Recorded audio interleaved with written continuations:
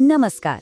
कभी सोचा है कि एक छोटा सा गुमनाम सा तालाब हमें पूरी दुनिया के बारे में कुछ सिखा सकता है? आज हम एक ऐसी ही बड़ी सीधी सादी लेकिन आप कह सकते हैं बहुत दमदार कहानी को समझेंगे। एक ऐसी कहानी जो दिखाती है कि प्रकृति के नियमों को समझने की बस एक छोटी सी चिंगारी कैसे एक बहुत बड़े बदलाव की वजह बन सकती है। तो ये कहानी शुरू होती है एक बहुत ही सीधे से सवाल के साथ कि भाई एक अकेला स्टूडेंट आखिर क्या बदल सकता है। यही सवाल इस पूरी कहानी की नींव है और शायद हम सबके लिए एक आईना भी। तो चलिए, कहानी शुरू होती है भोपाल के पास बसे एक छोटे से गांव से। इस गांव में एक तालाब हुआ करता था जो आप कह लीजिए उस गांव की जान था।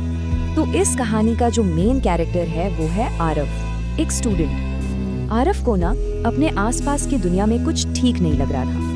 एक अजीब सी बेचैनी थी।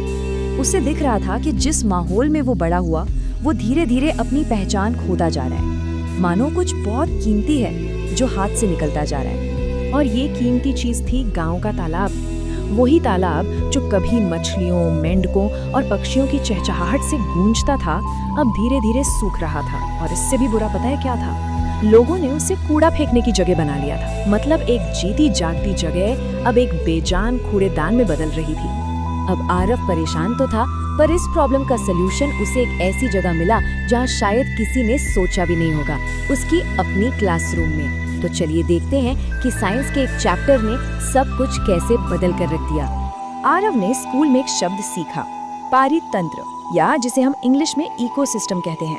और ये सिर्फ एक शब्द नहीं है, ये एक ऐसा आइडिया है जो कुदरत को देखने का आपका पूरा नजरिया ही बदल देता है। देखिए, पारितंत्र का सीधा सा मतलब है एक ऐसा सिस्टम जहाँ हर जिंदा और बेजान चीज एक दूसरे से जुड़ी हुई है और मिलकर एक बड़ा नाजुक सा बैलेंस बनाती है। आप इसे कुदरत का एक बहुत बड़ा उलझा हुआ जाल समझ सकते हैं। अच्छा, अब किसी भी इकोसिस्टम को समझने के लिए हम उसे दो हिस्सों में बांट सकते हैं। पहला हिस्सा है जैविक, मतलब बायोटिक। इसमें आती हैं सारी जिंदा चीजें, पेड़ पौधे, जानवर, हम इंसान, यहाँ तक कि छोटे छोटे माइक्रो ऑर्गेनिजम्स भी। और दूसरा हिस्सा है अजैविक, मतलब एबायोटिक।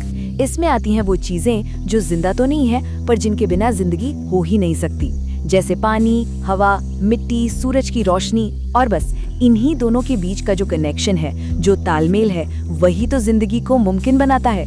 तो ठीक है, इकोसिस्टम क्या होता है ये तो समझ आ गया, पर सवाल ये है कि ये हमारे लिए इतना जरूरी क्यों है? मतलब हमारी जिंदगी से इसका क्या लेना देना है ना? और बस यहीं पर आरव के दिमाग की बत्ती जली। उसे एकदम से समझ आया कि उसके गांव का तालाब सिर्फ पानी से भरा एक गड्ढा नहीं है। अरे वो तो अपने आप में एक छोटा सा दम तोड़ता हुआ इकोसिस्टम है।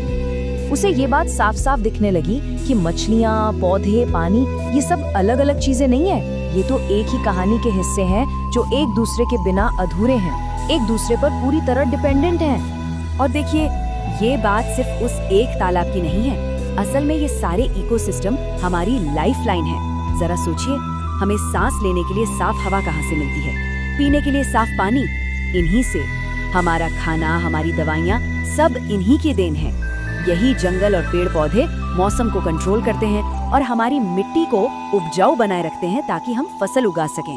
तो इस नई समझ के साथ आरव ने सिर्फ सोचते रहने के बजाय कुछ करने का फैसला किया और उसने एक छोटा सा कदम उठाया। उसने अपने दोस्तों को इकट्ठा किया और एक कैंपेन शुरू किया। नाम था हमारा तालाब हमारी जिम्मेदारी।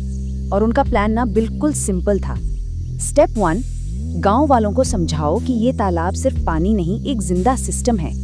स्टेप 2, इसमें कूड़ा फेंकना बंद करो।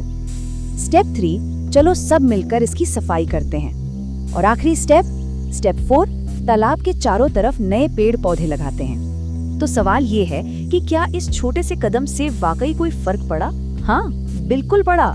और इस एक कदम ने सबको कुदरत का सबसे सच्चा सबक सिखा दिया। धीरे धीरे ही सही, पर पूरे गांव की मेहनत रंग लाने लगी। लोगों ने कूड़ा फेंकना बंद किया, मिलकर सफाई की, नए पौधे लगाए। और फिर जब अगली बारिश हुई तो वो तालाब फिर से पानी और जिंदगी से भर गया। पक्षी वापस आने लगे, मेंढकों की टर्टर फिर से सुनाई देने लगी। मतलब कुदरत ने खुद दिखाया कि अगर उसे बस एक मौका दिया जाए तो वो खुद को ठीक कर सकती है। और इस पूरे बदलाव को देखकर गांव के एक बुजुर्ग ने एक बहुत ही गहरी बात कही। उन्होंने कहा, पारितंत्र को बचाना अपने ही जीवन को बचाना है। और सच कहूँ तो ये एक लाइन ही इस पूरी कहानी का निचोड़ है। तो इस कहानी से हमें क्या सीखने को मिलता है? बात बिल्कुल साफ है। इकोसिस्टम कोई दूर के जंगलों या पहाड़ों की चीज नहीं है। ये हमारे आंगन का तालाब हो सकता है, हमारे शहर का पार्क हो सकता है। असल में ये हमारी जिंदगी का आधार है। हम यानी इंसान और प्रकृति, हम अलग अलग नहीं हैं, हम एक ही सिस्टम का हिस्सा है। आरव के एक छोटे से कदम ने एक पूरे तालाब को नई जिंदगी दे दी। ये कहानी हमें ये सोचने पर मजबूर करती है कि ऐसा ही एक छोटा लेकिन सही कदम और क्या-क्या बदल सकता है।